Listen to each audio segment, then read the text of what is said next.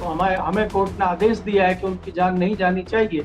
तो इसके तहत हम उनको उठा के ले गए, हमने तो उनको अस्पताल में ले गए। हमने तो कोई उनके साथ कुछ ऐसी बात करी नहीं, हमने गिरफ्तार नहीं किया, हमने उनकी आवाज बंद नहीं की। हमने तो उनको धरना स्थल से उठा के अस्पताल में ले गए और वहाँ डॉक्टर उसका इलाज कर रहे हैं। तो ये सारी चीजें पहले से तय है, क्योंकि जिस प्रकार से इन्होंने 20 तारीख को सोमवार को पार्लियामेंट के पहले दिन संसद मार्च का कॉल दिया था, उससे भी कहीं ना कहीं पुलिस प्रशासन और सरकार ये सोच रही है कि कहीं अगर इस तरह का माहौल बिगड़ता है दिल्ली में तो कहीं विपक्ष के हाथ बैठे बिठाए एक बड़ा मुद्दा ना लग जाए, तो सरकार उससे भी बचना चाहती है। तो इसके तहत इस तरह का हो सकता है कि आज रात को अभिषेक दीपके की भी गिरफ्तारी हो जाए, उनको उठा लिया जाए और जो बाकी लोग हैं उनको जबरदस्ती वहां से हटाया जाए।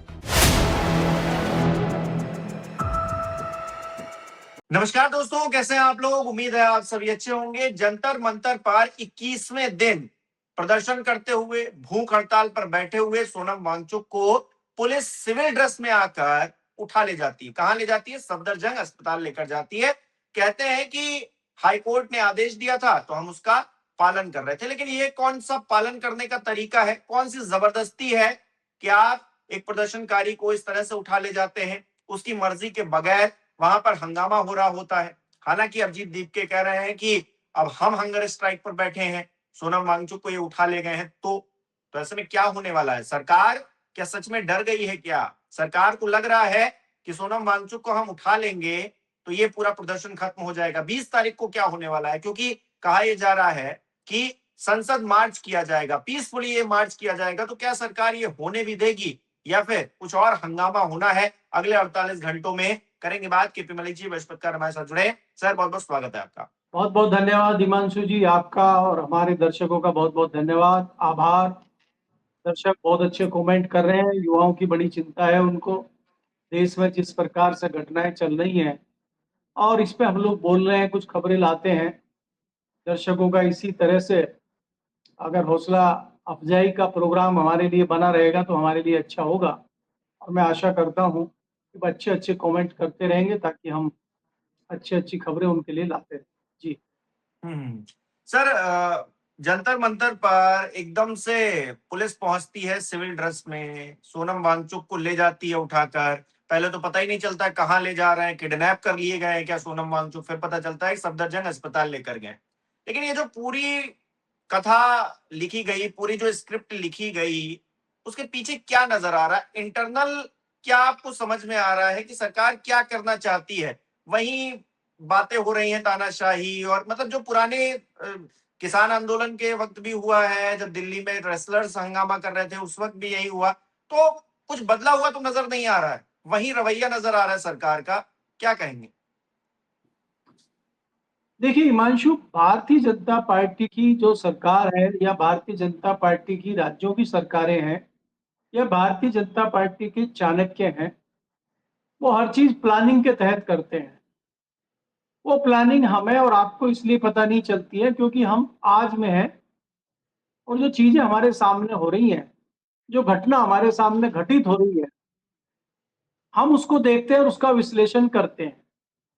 अब हमें दिखाई दे रहा है कि अभिजीत दीपके ने जो कॉकरोच पार्टी बनाई है उसका आंदोलन जंतर मंतर पे चल रहा है और उसमें जो है वांगचुक साहब आते हैं और आमरण अनशन शुरू कर देते हैं।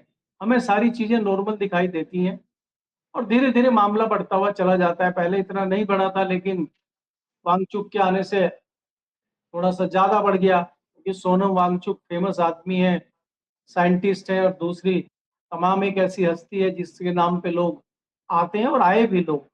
छात्रों की संख्या भी बढ़ी, आम आदमी की संख्या भी बढ़ी, जो बच्चे प्रभावित थे उनके माता पिता की संख्या भी बढ़ी और दूसरे नेता, कई किसान संगठनों के नेता, पॉलिटिकल पार्टी के नेता भी वहां पे आए। हालांकि आपको याद होगा अभिजीत दीपके और उसके साथियों ने ये कहा था कि हम किसी राजनीतिक दल के लोगों को यहाँ पे आमंत्रित नहीं करेंगे क्योंकि उन्हीं की नाकामी के कारण ही हमें पार्टी बनानी पड़ी है।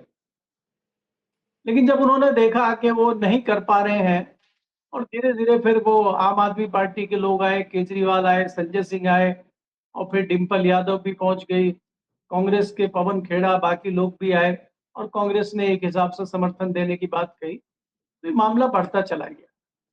एक पक्ष तो ये है। दूसरा पक्ष ये है कि ये मामला ऐसा तो है नहीं कि सरकार की नजर में नहीं है या सरकार नहीं देख रही है। सरकार का तमाम तंत्र है, वहां पे आईपी लगी हुई है। एक एक पल की रिपोर्ट गृह मंत्री को जाती है, क्योंकि दिल्ली पुलिस तो डायरेक्ट ही गृह मंत्रालय के अंदर आती है, तो बहुत ज्यादा दिक्कतें भी नहीं है। वहां पे घंटों के हिसाब से रिपोर्ट पहुंचती है। ऐसा नहीं है कि पूरे दिन की रिपोर्ट एक साथ दें। वहां हर घंटे रिपोर्ट पहुंचती है, क्या हो रहा है, कौन आ रहा है, क्या कह रहा है, क्या प्लानिंग है। क्योंकि उसी भीड़ में आईपी के बहुत सारे लोग होते हैं और पुलिस तंत्र लगातार वहां रहता है।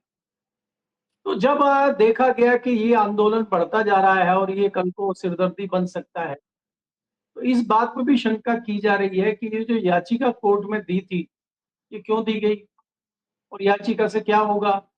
तो कोर्ट में याचिका ने दी भाई, और कोर्ट तो कहेगी कि भाई उनकी जो है हानि नहीं होनी चाहिए और उनके स्वास्थ्य का ध्यान रखा जाए। अब क्लियर कट पुलिस के पास, प्रशासन के पास सीधा सा जवाब है, सीधा सा बहाना है कि उनके स्वास्थ्य को नुकसान हो सकता था, उनकी जान जा सकती थी। तो हमें हमें कोर्ट ने आदेश दिया है कि उनकी जान नहीं जानी चाहिए। तो इसके तहत हम उनको उठा के ले गए, हमने तो उनको अस्पताल में ले गए। हमने तो कोई उनके साथ कुछ ऐसी बात करी नहीं, हमने गिरफ्तार नहीं किया, हमने उनकी आवाज बंद नहीं की। हमने तो उनको धरना स्थल से उठा के अस्पताल में ले गए और वहां डॉक्टर उसका इलाज कर रहे हैं। तो ये सारी चीजें पहले से तय हैं। इसमें जो कुछ लोग शंका जाहिर कर रहे हैं, कोई विपक्षी दल शंका जाहिर कर रहे हैं कि जो पुराने दिल्ली के बहुत अच्छे ऑफिसर थे, जो कमिश्नर दिल्ली पुलिस थे सतीश गोलचा, उनको एकाएक हटाया गया और उनकी जगह पे एकाएक अनुराग कुमार को लाया गया और उनको कल ही रात को शाम को चार्ज दिया गया और सुबह ये कांड हो गया। तो उससे कई लोगों के मन में एक आशंका आ गई है कि ये काम पुराने कमिश्नर नहीं कर पा रहे थे और नए कमिश्नर ने बखूबी ये काम किया, इसलिए कमिश्नर तो नहीं बदला गया। इस तरह की आशंकाएं भी लुटियन जोन्स में कई लोग जिक्र इस बात का कर रहे हैं। दूसरी बात यह है कि अभी सोनम वांगचुक के वहां से हटने के बाद अभिजीत दीपके ने कहा है कि वो आमरण अनशन कर रहे हैं। उन्होंने आमरण अनशन शुरू कर दिया है और एक लड़की जो आयशा की अध्यक्ष है वो लगातार आमरण अनशन पे है। तो क्या इसमें भी सेम प्रक्रिया प्रशासन और पुलिस अपनाएगा और अभिजीत दीपके कितने दिन इस आंदोलन को चला पाएंगे। और दूसरी बात यह है कि जिस प्रकार से लगातार पुलिस बयान दे रही है और पुलिस कह रही है कि तत्काल ये जगह खाली कीजिए, आपकी परमिशन खत्म हो गई है। क्योंकि मैंने आपको लगातार कहा था कि जैसे ही पार्लियामेंट चलती है यहाँ पे धारा 144 लागू हो जाती है, तो यहाँ पे इस दौरान किसी को परमिशन दी नहीं जाती है। तो पुलिस की पूरी कोशिश होगी कि आज शनिवार है, आज और नहीं तो हर कल संडे को पूरी तरह वहां सफाई कर दी जाए और वहां एक भी व्यक्ति ना रहने पाए। ये पुलिस की कोशिश हो सकती है, क्योंकि जिस प्रकार से इन्होंने 20 तारीख को सोमवार को पार्लियामेंट के पहले दिन संसद मार्च का कॉल दिया था, उससे भी कहीं ना कहीं पुलिस प्रशासन और सरकार ये सोच रही है कि कहीं अगर इस तरह का माहौल बिगड़ता है दिल्ली में, तो कहीं विपक्ष के हाथ बैठे बिठाए एक बड़ा मुद्दा ना लग जाए। तो सरकार उससे भी बचना चाहती है। तो इसके तहत इस तरह का हो सकता है कि आज रात को अभिषेक दीपके की भी गिरफ्तारी हो जाए, उनको उठा लिया जाए और जो बाकी लोग हैं उनको जबरदस्ती वहां से हटाया जाए। क्योंकि आपको याद करना होगा कि जो पहलवान बेटियां वहां बैठी हुई थी और तमाम दूसरे आंदोलन वहां हुए हैं, कई बार पुलिस प्रशासन जोर जबरदस्ती करके वहां से लोगों को हटाता रहा है। इसमें कोई नई बात नहीं है। तो क्या इस आंदोलन में भी ऐसा हो सकता है। दूसरी बात यह है कि अगर आप धर्मेंद्र प्रधान के एंगल से देखते हैं, तो धर्मेंद्र प्रधान क्या सोचते हैं। धर्मेंद्र प्रधान तो वहां पे अपनी वो देख रहे हैं, जगन्नाथ भगवान की यात्रा, रथ यात्रा में लगे हुए हैं। वो तो वहां इंतजाम कर रहे हैं। मोदी जी हाइड्रोजन ट्रेन चला रहे हैं। अमित शाह जी शरद पवार को तोड़ने में लगे हुए हैं क्योंकि उनको परिसीमन कराना है। तो क्या इधर जो देश में इस तरह की चीजें चल रही हैं, युवाओं में आक्रोश है, पर्चे लीक हो रहे हैं, तो क्या सरकार का कोई ध्यान इस तरफ है या सरकार बाकी मुद्दों में उलझा दे रही है। आपको ये देखना होगा हिमांशु के सरकार ने लोगों को अलग अलग मुद्दों में उलझाया हुआ है। कोई राम मंदिर चोरी में लगे हुए हैं, कोई पर्चा लीक में लगे हुए हैं, कोई पेड़ कटने पे लगे हुए हैं, कोई पार्टी में लगे हुए हैं, अपनी पार्टी के लोगों को ऐसा नहीं है कि बाहर वालों को, अपनी पार्टी के लोगों को भी उलझाया हुआ है कि वहां पे वो मिश्रा जी का पर्चा कट गया है मध्य प्रदेश में, तो वो अपने में उलझे हुए हैं। तो इन्होंने सबको काम दिया, कुछ लोग इथेनॉल में उलझे हुए हैं, तो पेट्रोल में उलझे हुए हैं। तो इन्होंने सबको अलग अलग उलझाया हुआ है और ये बखूबी अपना काम कर रहे हैं जो इनको करना है। क्या सरकार का कोई वक्तव्य आज तक एथेनॉल पे आया है? क्या सरकार ने बताया है कि भाई नहीं, इसमें ऐसी बात नहीं, ऐसी बात है? क्या सरकार ने पर्चा लीक पे कोई डिसीजन लिया है? क्या सरकार ने राम मंदिर चोरी पे कोई बड़ा निर्णय लिया है, कोई बताया है? केंद्र सरकार की तरफ से कोई वक्तव्य आया? नहीं। वो सिर्फ अपनी प्लानिंग में लगे हुए हैं कि 20 तारीख से पार्लियामेंट शुरू होगी, किस प्रकार से हम संविधान में बदलाव करें, किस प्रकार से हम वो जादुई संख्या जो 360 की बनती है उसको कैसे क्रॉस करें, वो उसकी जुगत में लगे हुए हैं। तो इसलिए देश में जो संविधान में बदलाव और संविधान की एक तरह से हत्या कहें, या संविधान कमजोर हो गया, या संविधान बीमार है, मुझे तो लगता है सोनम वांगचुक से ज्यादा संविधान का इलाज कराने की जरूरत है। संविधान ज्यादा बीमार है, संविधान ज्यादा कमजोर हो गया है। तो देश में जो हालात चल रहे हैं मुझे लगता है बहुत दुर्भाग्यपूर्ण है। और विपक्ष जिस प्रकार से आपस में चिपका हुआ है, जल्द कुछ होगा या सरकार पर दबाव बन पाएगा, मुझे इस पे भी थोड़ी आशंका है। जी। सर, एक फिल्मी गीत है जिसमें लाइनें कुछ ऐसे हैं कि कहानी खत्म है या शुरुआत होने को है। यानी कि सोनम वांगचुक को तो अस्पताल पहुंचा दिया गया है, तो क्या इस पूरे प्रोटेस्ट की कहानी यहीं पर खत्म होने वाली है 1-2 दिन के अंदर? या फिर अभिजीत दीपके का बैठना और पॉलिटिकली इस पूरे मामले को और हाइप मिलना, सरकार अपने पैरों पर कुल्हाड़ी मार चुकी है, अब जो है स्थितियां और खराब हो सकती है सरकार के मद्देनजर, तो वो वाली कहानी शुरू होने को है। देखिए हिमांशु, अगर आप देखें, मुझे नहीं लगता कि बहुत कुछ बड़ा होने वाला है, क्योंकि भारतीय जनता पार्टी की जो सत्ता है या सत्ताधारी दल भारतीय जनता पार्टी है, वो बीच बीच में हेलो टेस्टिंग करती रहती है और उसने बहुत सारी हेलो टेस्टिंग की है। 22 लाख बच्चों की परीक्षा रद्द हुई, पर्चे लीक हुए और कुछ सड़कों पर लोग उतरे, वो तो लाख की संख्या में भी नहीं गए। 22 लाख बच्चे प्रभावित हुए और 1 लाख बच्चे भी सड़क पे नहीं आए। चंद लोग आए हैं जंतर मंतर पे, और वो भी बहुत बाद आए हैं। तो सरकार समझ गई है कि कुछ भी हो, कोई नहीं आएगा। दूसरी हेलो टेस्टिंग सरकार ने की है राम मंदिर में चोरी वाले मामले पे। राम मंदिर की चोरी को लेकर लोग सड़क पर उतर गए हैं क्या? लोगों में आक्रोश है क्या? और खाली राम मंदिर में चोरी नहीं हो रही है, कई मंदिरों में चोरी खुल रही है। अभी बहुत बड़ा घोटाला मध्य प्रदेश सरकार में खुला है, वहां मुख्यमंत्री का ही नाम आ गया है। कोई आक्रोश आपको दिखाई दे रहा है मंदिर के नाम पर मुख्यमंत्री के विरोध में? कुछ नहीं हो रहा है।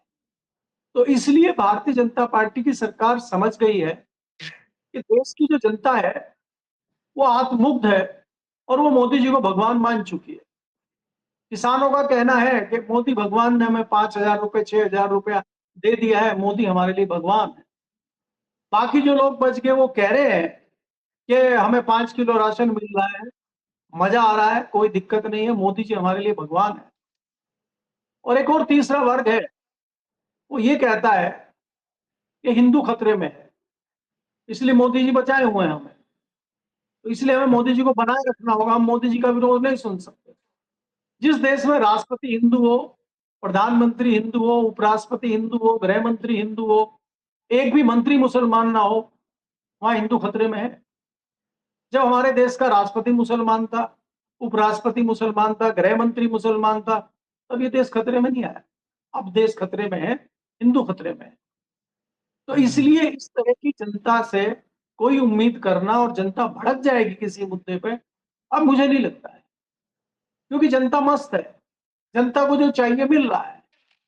अगर आप वोट डलवाने जाते हैं, वोट की ताकत से जनता सत्ता को बदलती है, तो वोट के दिन क्या होता है वो आप जान रहे हैं। बिहार में देखा आपने, इन्होंने क्या एक रूमर चला दिया कि महिलाओं के खाते में 10,000 रुपए डाल दिया, सब महिलाएं इनके पास आगे वोट डाल दी। क्या सारी महिलाएं बिक गई क्या देश की? लेकिन ये एक परसेप्शन बना देते हैं। तमाम मीडिया इनके साथ है, तमाम लोग इनके साथ हैं। कोई भी एक मीडिया विरोध में खबर दिखाता नहीं है। अगर कोई चैनल दिखाने की कोशिश करेगा तो उसको खरीद लिया जाता है, प्रभावित कर दिया जाता है, बंद कर दिया जाता है।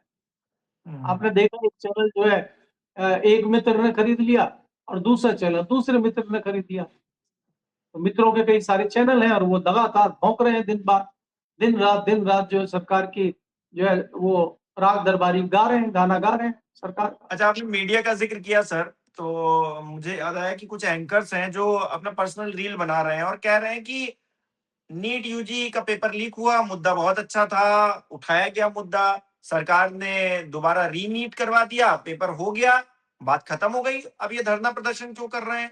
इस्तीफा क्यों मांग रहे हैं? इनका लॉजिक भी गजब का है। मतलब दोबारा परीक्षा हो गई है, तो सब कुछ चंगा हो गया है। 2028 में, 26 में, 27 में फिर से अगर पेपर लीक होगा, तो फिर से री एग्जाम हो जाएगा और सब कुछ चंगा हो जाएगा। इनका कहने का मतलब ये है। अब इनके लॉजिक से चलें, इनके लॉजिक से ये देश चलने लगे, तो जितने भी बेईमान हैं वो साफ सुथरे हो जाएंगे, राम राम करने लगे तो। हिमांशु, इसीलिए इनको लगाया गया है, यही इनकी काबिलियत है। अगर ये इनकी काबिलियत नहीं होती तो इनको नहीं लगाया जाता। मैंने पहले भी जिक्र किया था कि चाहे किसी चैनल के एंकर हो, चाहे पत्रकार हो, उनको छांट छांट के लगाया गया है। जो अच्छे पत्रकार हैं, जो नहीं ऐसी चीजें कर सकते, उनको कोने में लगा दिया गया है। उसी की तो आशंका मैं जाहिर कर रहा हूं दिल्ली पुलिस के कमिश्नर के। कमिश्नर ने हाथ खड़े कर दिए होंगे कि मैं सर ऐसा नहीं कर सकता, तो ठीक है, हटिए, दूसरे क्रांतिकारी को लाइए। यही हाल पार्टी के प्रवक्ताओं का है। जो अच्छे प्रवक्ता हैं, पुराने प्रवक्ता हैं भारतीय जनता पार्टी के, उन्होंने कह दिया कि हम झूठ नहीं बोल सकते सारा दिन चैनल पर बैठ के, तो हटिए आप, फिर दूसरा क्रांतिकारी लाइए। वो कह रहा है वो आप झूठ बोल रहे हैं, मैं झूठ का बाप बोलूंगा। आप एक झूठ बोलेंगे, मैं 10 बोल के दिखाऊंगा, बताइए मुझे क्या बोलना है। तो जब हमारे पास ऐसे हथियार हैं, तो फिर हमें क्या दिक्कत? इनको कोई फर्क नहीं पड़ता। आजकल ऐसे ही लोग कामयाब हैं। इसीलिए मैंने कहा कि भारतीय जनता पार्टी के अगर आप प्रवक्ताओं का आकलन करोगे, तो उसमें एक से एक क्रांतिकारी आपको दिख जाएंगे। अगर आप टीवी चैनलों पर आज पत्रकारों को देखने निकलोगे, तो लंबी फेहरिस्त है पत्रकारों की। और हम तो सुनते आए हैं पहले से, रामायण की चौपाई है ना, कि सिया राम कह गए, राम कह गए सिया से, ऐसा कलयुग आएगा, हंस चुभेगा दाना दुनका और कौवा मोती खाएगा। तो विद्वान लोग जो हैं, जो पढ़े लिखे लोग हैं, जो चिंतित हैं देश के लिए, वो कोने में पड़े हुए हैं, टाइम काट रहे हैं। और जो नंग हैं, वो सड़कों पे घूम रहे हैं, चैनलों में बैठे हुए हैं, पार्टी में आगे बैठे हुए हैं, हाथ में माइक लेकर घूम रहे हैं, मोटा पैकेज पा रहे हैं। तो यही तो कलयुग है। बिल्कुल। तो और इसलिए बीजेपी इसलिए आज के जमाने में इसलिए आज के जमाने में और ये हिमांशु, मैं अंत में और ये कहना चाहता हूं कि देश में जिस प्रकार की चीजें चल रही हैं और विदेशी ताकतें हमारे ऊपर हावी हो रही हैं, हमें चिंता करनी चाहिए उस चीज की। आप ये देखिए कि हम कंपनियों ने कैसे बांध दिया है, कि उन्होंने कंपनी ने हमें ऐसा बांध दिया है कि जो आप बताइए हमें कि जो मोबाइल फोन, जो टेक्नोलॉजी, जो इंटरनेट हमें बीएसएनएल से, एमटीएनएल से मिलता था, उसमें क्या अनोखा हमें दूसरी प्राइवेट कंपनी ने दे दिया। हमने बंद करके सरकारी कंपनी प्राइवेट को दिया है। इसरो में यही हो रहा है कि इसरो से लोग छोड़ छोड़ के भाग रहे हैं, और ये कहां जा रहे हैं? और ये हमारी टेक्नोलॉजी भी लेके जा रहे हैं, हमारी जो गुप्त जानकारी है वो भी लेके जा रहे हैं। भविष्य क्या होगा देश का? ये किसके लिए सैटेलाइट बनाएंगे? ये किसके लिए परमाणु बम बनाएंगे? इस पे कुछ सोच रहा है क्या? इसकी चिंता कोई कर रहा है क्या? आज हम घर में रहते हैं, हम इनके ऊपर आधारित हो गए हैं। गैस भी इन्हीं के, यही हमें देंगे, पानी भी यही देंगे, बिजली यही देंगे, नेट यही देंगे, जब चाहेंगे बंद कर देंगे। आप सोचिए अगर आपका इंटरनेट बंद हो जाता है, तो आपका बैंक बंद हो जाएगा, आपकी हर चीज बंद हो जाएगी। और इन्होंने हमें आदी कर दिया है। हमारे बच्चों की तर्क बुद्धि जो थी, उसको खत्म कर दिया है। और वो तर्क वितर्क नहीं कर सकते आपसे, उनको पता ही नहीं। युवाओं को इस हालत में ले आए। एक घर में चार लोग हैं, चारों अलग अलग कमरों में बैठ के मोबाइल पर लगे हुए हैं। ये हालात पैदा कर दिए गए हैं देश में। तो ये क्या हो रहा है आगे?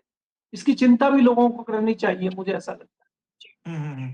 बिल्कुल, मुझे यहाँ पर आखिरी में सोनम वांगचुक की वो बात याद आ रही है जो उन्होंने एक इंटरव्यू में कही, धरना स्थल से ही, जंतर मंतर से ही कही कि सिर्फ़ धर्मेंद्र प्रधान का इस्तीफ़ा ले लेना ही मकसद नहीं है, बल्कि मकसद ये है कि जिस तरह से धांधली हुई है परीक्षाओं में या फिर शिक्षा व्यवस्था में, जो नए बच्चे आएंगे जो धांधली करके आ रहे हैं बेसिकली, वो इस देश के लिए क्या बनाएंगे? वो अगर इंजीनियर अच्छे बन जाएंगे, डॉक्टर अच्छे बन जाएंगे, तो देश का विकास करेंगे ना। अब ऐसे लोग आ जाएंगे जो पहले से ही पेपर खरीद के आ रहे हैं, तो फिर वो क्या ही इलाज करेंगे, क्या ही निर्माण कार्य करेंगे। हम तो देख ही रहे हैं निर्माण कार्य कैसा हो रहा है। वो 100 साल पुराने अंग्रेजों के बनाए पुल अभी भी खड़े हैं और यहाँ जो है पुल गिरते रहते हैं, सड़कें जो है महीने नहीं चल पाती हैं। तो ये तो हाल है। बहुत बहुत शुक्रिया सर हमारे साथ जुड़ने के लिए, तमाम बातचीत के लिए। हमारे दर्शक किस तरह से देख रहे हैं कमेंट करके जरूर बताएं।